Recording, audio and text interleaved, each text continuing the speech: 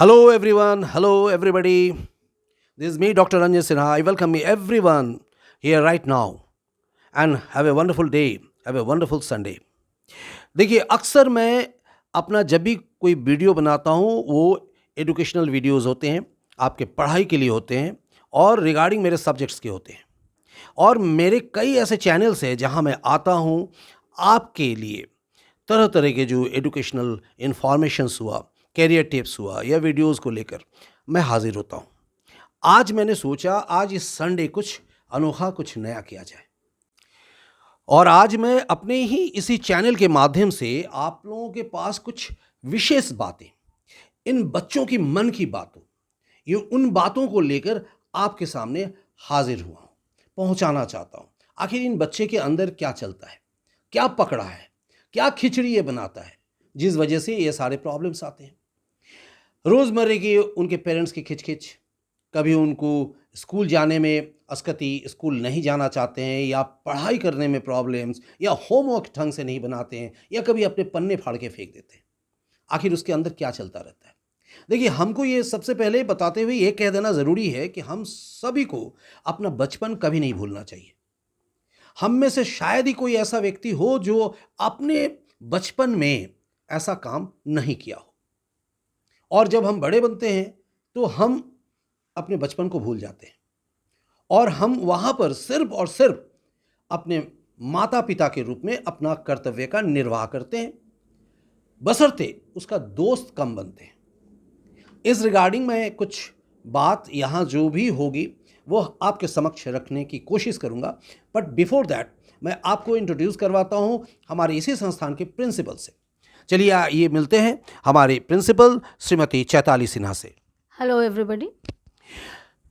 श्रीमती चैताली सिन्हा इसके पहले कई ऐसे नामजादे स्कूल में काम कर चुकी हैं जैसे Saint Paul's academy Buddha Marg, Buddha colony, Lohianagar Mount Carmel school, Lohianagar Kankarbagh, Adarsh Sainik school Fraser road, फिर आकर यहाँ पर अपने संस्थान में एज ए प्रिंसिपल काम कर रही हैं।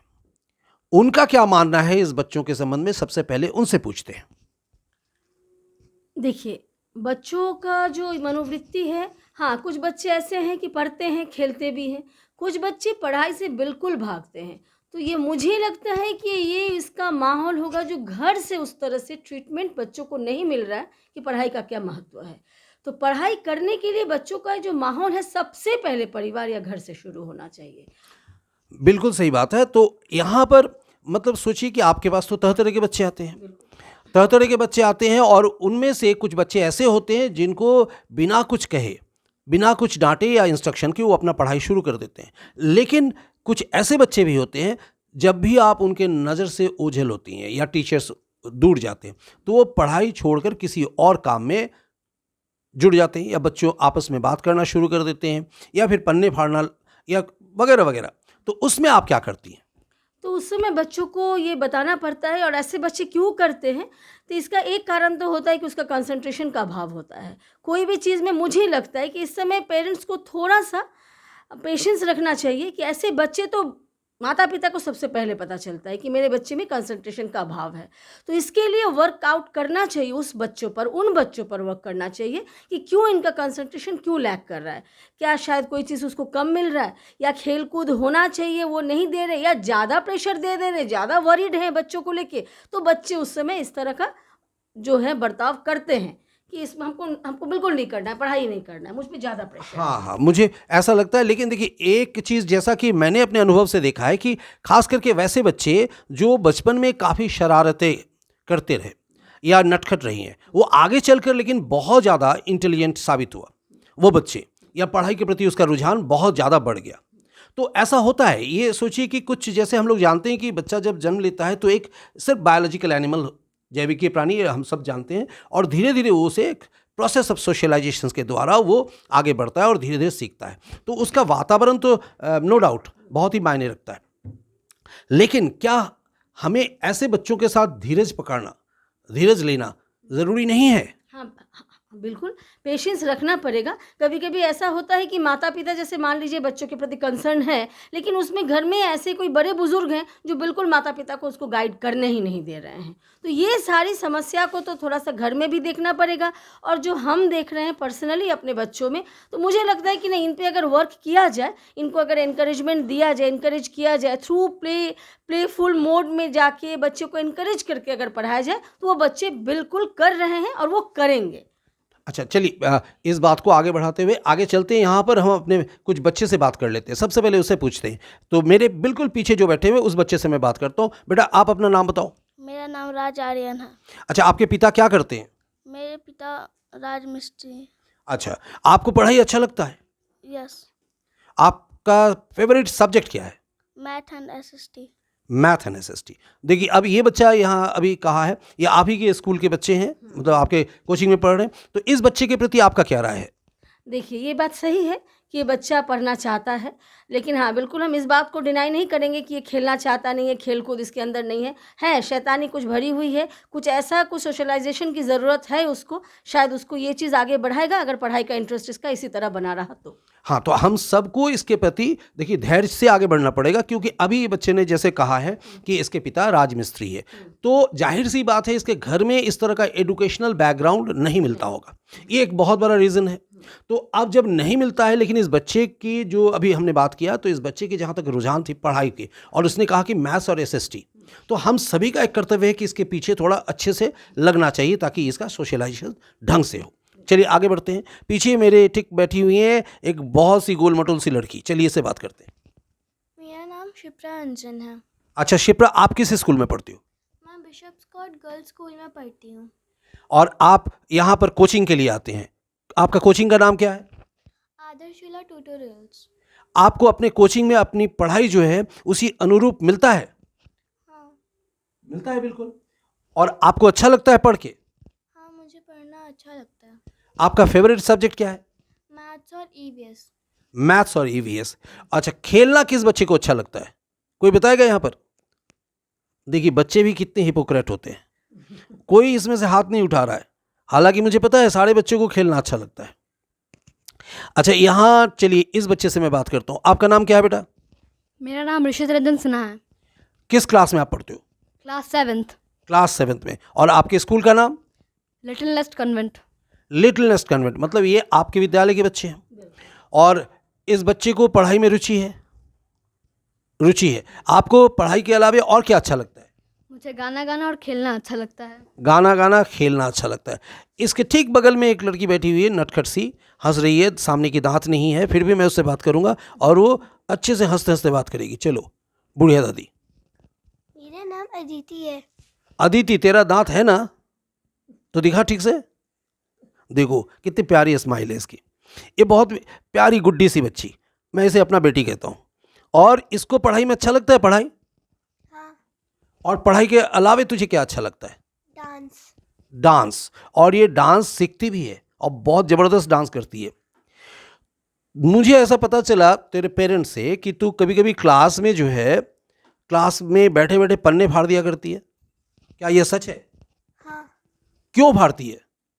कारण बता बता। क्योंकि मेरे फ्रेंड लोग मुझसे मांगते हैं, मुझे परेशान करते हैं, इसीलिए। तो देखिए एक छोटी सी बात, बच्चे के मन की बात।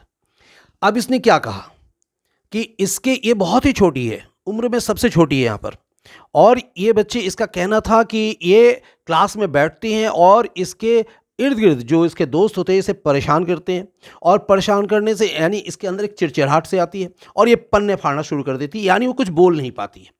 तो यहाँ इस जगह इनके स्कूल्स के जो भी टीचर्स हैं या बाकी इनके माता पिता को, बाकी अन्य लोगों को, मैं समाज के हर ठेकेदार को ये कहना चाहूँगा कि ऐसे बच्चे के प्रति थोड़ा जागरूक होना ज़रूरी है। अब देखिए ऐसा नहीं हो कि इसकी चिड़चिड़ाहट बढ़ते जाए, इसके पीछे एक रीज़न है, पढ़ना चाहती है। और सच में मैं भी जानता हूँ, क्योंकि यहाँ जो अभी मैडम बैठी हुई है इनके पास ये बच्चे पढ़ती भी है। तो इसके पढ़ने के प्रति रुचि कैसा है आप बताइए। देखिए, पढ़ाई का रुचि बिल्कुल सही है और इंटेलिजेंट है, शार्प है, कैची भी है। हमको जो प्रॉब्लम लग रहा है, एक तो स्कूल का जो भी है, ज़्यादा बच्चे होने की वजह से स्कूल में शायद स्पेशल केयर थोड़ा खोजती है, चूँकि छोटी है बहुत, दूसरे बच्चों की अपेक्षा थोड़ा छोटी है, और स्पेशल केयर एक खोजती है जिसको मिलने से हमारे पास ये बहुत अच्छा इम्प्रूव कर रही है। और एक जो कारण है कंसंट्रेशन का कारण, तो हम ये बताएंगे कि ये तो हमारा ये कोरोना का सिचुएशन था जिसमें पढ़ाई बिल्कुल नहीं हो पाई थी, तो अभी अचानक शायद कैच करने में इसको प्रॉब्लम हो रहा है। हाँ, ये एक रीज़न बन सकता है। चलिए, और एक बच्ची यहाँ बैठी हुई है प्यारी से, उससे भी बात करते हैं, उसका नाम पूछते हैं। चलो बेटा, आप अपना नाम बताओ। मेरा नाम शताक्षी कृष्णन है। शताक्षी कृष्णन है। कृष्णन क्यों? साउथ इंडियन है तू? कृष्णन टाइटल अच्छा लगता है? अच्छा, अब मुझे ये बता, तुझे पढ़ाई में अच्छा लगता है? Yes sir. और पढ़ाई के अलावा और क्या अच्छा लगता है? खेलना। कौन सा खेल अच्छा लगता है? बैडमिंटन। बैडमिंटन। अब फिर मैं इसके बारे में राय लेना चाहूँगा हमारे प्रिंसिपल साहिबा से। आपका राय क्या है इस बच्चे के बारे में? देखिए, बच्ची बहुत अच्छी है, वेरी स्वीट गर्ल, लेकिन एक प्रॉब्लम जो है, पढ़ाई तो इसने कह दिया मेरे सामने कि पढ़ाई अच्छा लगता है। यही एक चीज़ है जो मुझे इसमें लैक लगता है, और इसका कारण है, हमको लगता है कि ये बहुत ज़्यादा, ये कोरोना तो एक है कारण, रीज़न है कि शायद 2 साल नहीं पढ़ने की वजह से इसका लैक किया कंसंट्रेशन। कोशिश कर रहे हैं हम लोग, घर में भी एनवायरनमेंट रखना पड़ेगा। ये थोड़ा डरी हुई, सहमी हुई रखती है। अच्छा, चलिए, अब ये जो छोटी-छोटी सी बात रही यहाँ पर, इश्यू बना, तो आगे मैं इस तरह के कुछ और रीज़न लेकर आऊँगा। आज वक्त के अभाव से मुझे यहाँ इस पार्ट को ख़त्म करना पड़ रहा है, इस सेगमेंट को। लेकिन चलते-चलते अभी जो बात, बच्चों की मन की बात जो पता चला, वो मैं आपके सामने ये कहना चाहूँगा कि देखिए, हर बच्चे जो है, कोई ऐसा नहीं होता है कि यहाँ पर कोई भी ऐसा नहीं कहा जाए कि सडनली जो मदर्स वूम से बाहर निकल कर ही वो तेज़ तर्रार बन जाता है। सबसे पहला उसका जो एनवायरनमेंट होता है वो उसका फैमिली, परिवार। परिवार ही प्राथमिक पाठशाला है। यानी हर माँ बाप को, पिता माता को मतलब जागरूक होना ज़रूरी होगा, और सबसे पहले उसे ही ये पता लग जाता है कि उसके बच्चे की रुझान किस तरफ है।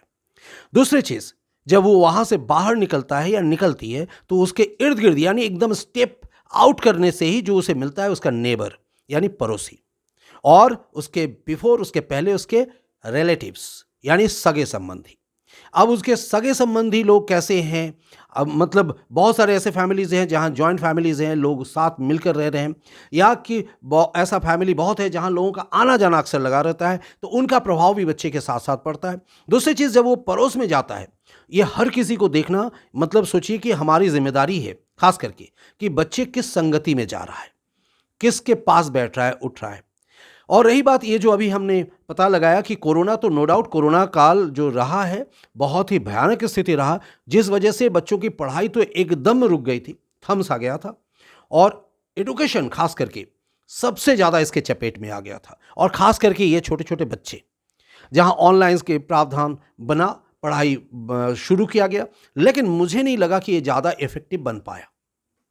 हमने देखा यहाँ से बहुत सारे बच्चे ऐसे हैं जो मध्यम वर्गीय हैं, निम्न वर्गीय हैं, जिनके पास इस तरह का फ़ोन नहीं रहा, अफोर्ड करने की क्षमता नहीं रही, जिस वजह से उनकी पढ़ाई छूटे। ठीक है, तो ये समस्या जो है इस वजह से दिखाई देता है। फिर भी मैं कहूँगा कि देखिए, बच्चे जो है उसकी मन की बात अगर आपको पता लगाना होगा तो आपको स्वयं बच्चा बनना होगा। बच्चा बनकर ही आप बच्चे की मन की बात को पता लगा सकते हैं। जैसा कि मैंने अभी यहाँ देखा, तो हमारे सारे बच्चे होनहार हैं, और मैं उम्मीद करूँगा कि ये बहुत ही ब्राइट फ्यूचर जो है सामने इसका वेट कर रहा है, और बहुत ही सक्षम और सफल बने। तो आज के लिए यहाँ पर इस पार्ट को मैं ख़त्म करता हूँ। चलिए, स्वस्थ रहिए, व्यस्त रहिए और मस्त रहिए। Thank you.